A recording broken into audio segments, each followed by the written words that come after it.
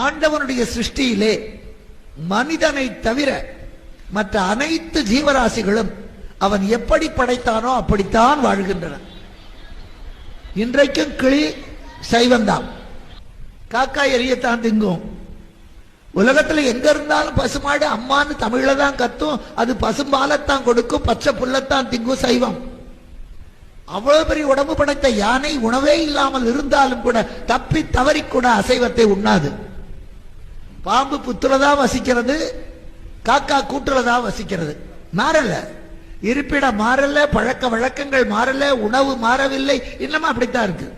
ஆனா மனிதன் உணவு, உடை, பழக்க வழக்கங்கள், வாழுகின்ற வாழ்க்கை முறைகள், சிந்தனைகள் எல்லாமே மாறி போச்சுன்னு சொல்றதை விட நாரி போச்சுன்னு சொல்லணும். மாறி போனது மட்டுமில்லை, நாரி போய்விட்டது. மாறுவது உயர்ந்ததாக இருந்தால் நம்ம பாராட்டலாம்.